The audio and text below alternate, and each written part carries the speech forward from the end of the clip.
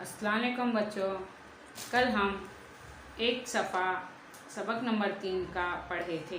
अब आगे का हम पढ़ेंगे। अब तो मकान मालिक का गुस्सा और भी बढ़ गया।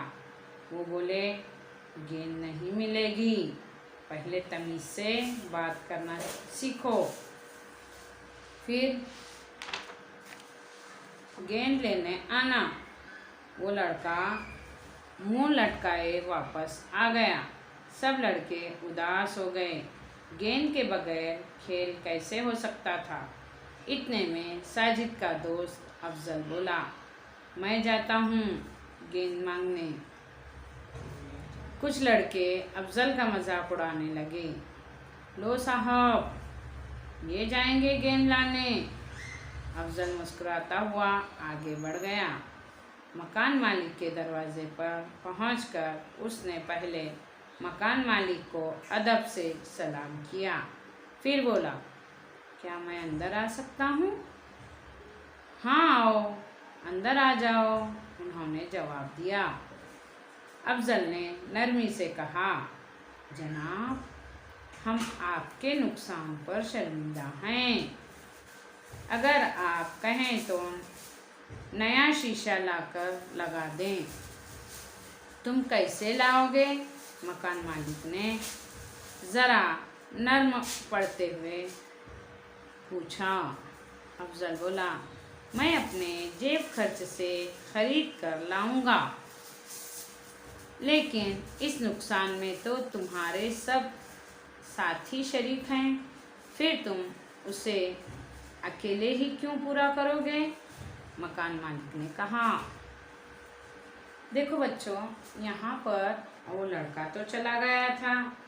गेंद तो वो मकान मालिक ने नहीं दी, क्यों तो वो उसने बदतमीज़ी से बात किया था। अब वो वापस चला आया। आने के बाद सब लड़के उसको देखकर उदास हो गए। मैं साजिद का दोस्त जो अफजल नाम का लड़का था, उसने कहा कि मैं जाऊंगा गेंद लाने के लिए, आप इतना क्यों परेशान होते हो, मायूस न हो। तो अफजल जैसे ही निकला गेंद लाने के लिए तो सभी लड़के मजाक उड़ाने लगे। देखो देखो, ये जाएंगे साहब, ये साहब जाएंगे गेंद लाने के लिए। लेकिन अफजल किसी की एक न सुनी। वो आगे बढ़ा और मकान मालिक के पास गया और अदब से सलाम किया और पूछा, क्या मैं अंदर आ सकता हूँ? तो वो मकान मालिक ने कहा, हाँ हाँ, अंदर आओ। फिर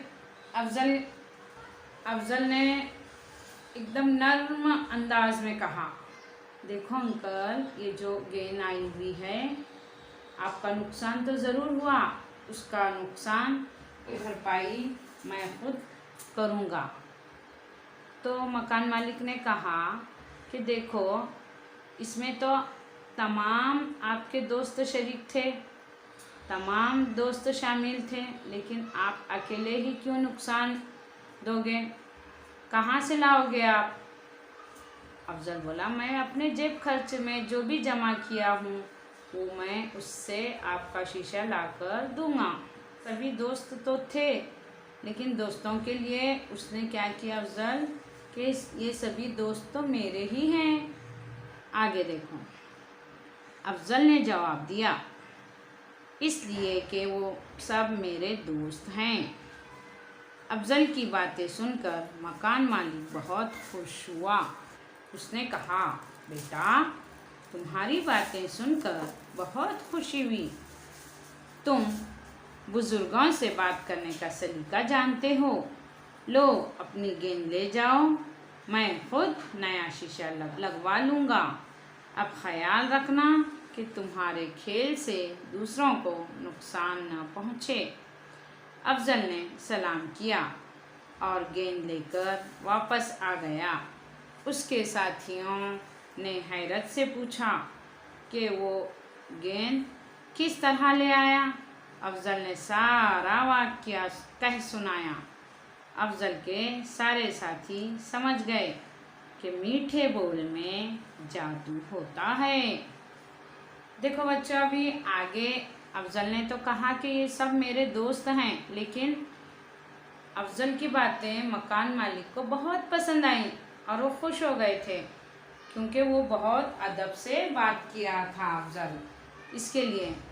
और मकान मालिक ने कहा, जाओ गेंद लेकर चले जाओ, खेलना शुरू करो, ऐसा खेल खेलो कि दूसरों को, अपने पड़ोसियों को कोई नुकसान ना हो, परेशानी ना हो। अफजल फिर से सलाम किया और गेंद लेकर वापस अपने दोस्तों में आया। तमाम साथी, तमाम दोस्त